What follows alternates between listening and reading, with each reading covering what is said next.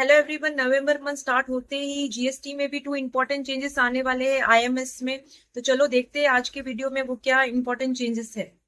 सबसे पहला जो चेंज आया है आईएमएस में वो है कि क्रेडिट नोट रिलेटेड। पहले क्रेडिट नोट में सिर्फ एक्सेप्ट और रिजेक्ट का ही ऑप्शन आता था, लेकिन अभी से उसमें पेंडिंग का ऑप्शन भी शो हो रहा है। तो जब भी आप अभी अपना अक्टूबर मंथ का रिटर्न फाइल करेंगे तो वहां पे आप आईएमएस में क्रेडिट नोट में देख सकते हैं कि आपको पेंडिंग का ऑप्शन भी शो होगा। उसके अलावा जो मोस्ट इंपॉर्टेंट चेंज आया है वो है इंपोर्ट ऑफ गुड्स में। आईएमएस में अभी एक और एक टैब ऐड किया है इंपोर्ट ऑफ गुड्स का, जिसमें उसको 4 कैटेगरी में बाइफर्केशन किया है। एक तो है import of goods from overseas, और उसमें अगर कुछ भी अमेंडमेंट रहता है तो उसके लिए भी मेंशन किया है। Then import of goods from SEZ, तो उसके लिए भी अमेंडमेंट वगैरह मेंशन किया है। इसमें आप दो ही एक्शन ले सकते हैं, या तो आप उसको एक्सेप्ट कर सकते हैं या तो आप उसको ऐसा पेंडिंग में शो कर सकते हैं।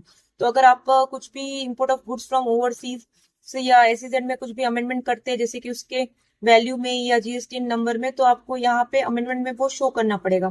उसके रिलेटेड उन्होंने एडवाइजरी भी जारी की है, जिसमें उन्होंने मेंशन किया है कि अगर आपने अगर मतलब पहले अगर GST number in bill of entry में अगर आपने अमेंडमेंट किया है तो प्रीवियसली वो जी1 में शो होता था, जिसमें ITC on that bill of entry वहां पे शो होती थी। एंड देन अगर आप उसको रिवर्सल करते थे तो रिवर्सल को भी आपको वहां पे शो करना पड़ता था जी2 में।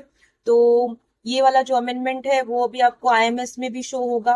तो वहां पे जब भी आप मतलब ये जीएसटी नंबर को रिवर्सल वगैरह करेंगे तो उसका जो भी आईटीसी का जो रिवर्सल है, जो प्रीवियस जीवन से आया था, वो डिस्प्ले होगा ब्लू कलर में। और वहां पे आपको वहां पे दो ऑप्शन आएंगे, येस एंड नो का। येस एंड नो का उसमें मतलब येस में आपको उसमें मेंशन है कि अगर आपने do you need to change the amount of ITC to be reversal for the selected bill of entry due to changes in GSTN, तो ये ऑप्शन आपको वहां पे शो होगा। वहां पे आपको येस और नो सिलेक्ट करना है। येस में आप सिलेक्ट कर सकते हैं अगर आपका पूरा रिवर्सल नहीं है लेकिन पार्शली रिवर्सल है, और अगर आपका पूरा ही रिवर्सल है तो आप उसको नो सिलेक्ट करके आप आगे मतलब प्रोसीड कर सकते हैं।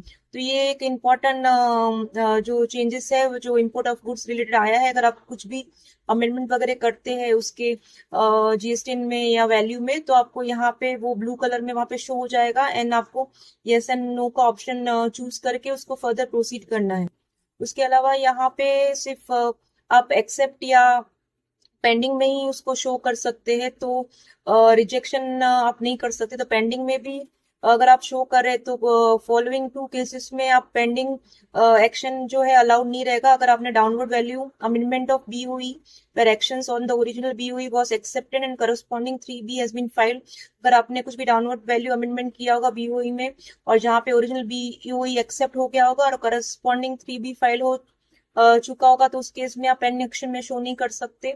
उसके अलावा अगर रिवर्सल ऑफ आईटीसी है in case of GSTN amendment of BOE of for the previous GSTN, तो इस केस में भी आप पेंडिंग एक्शन में उसको शो नहीं कर सकते।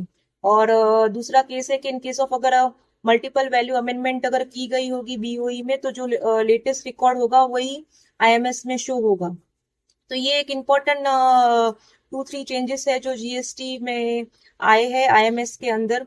तो सबसे बड़ा चेंज तो ये इंपोर्ट ऑफ गुड्स में ही है। तो अभी से अगर कोई भी टैक्स पेयर है जो इंपोर्ट ऑफ गुड्स कर रहे हैं, तो उसका जो भी आईटीसी वगैरह है वो अपना आईएमएस में वो देख सकते हैं, एंड वहां पे वो एक्सेप्ट या पेंडिंग में एक्शन लेके उसको चूज कर सकते हैं। अगर वो कोई भी एक्शन नहीं लेते हैं उस केस में तो वो डीम एक्सेप्टेड हो जाएगा, एंड देन वहां से मतलब वो उसकी रेट वगैरह रिफ्लेक्ट हो जाएगी।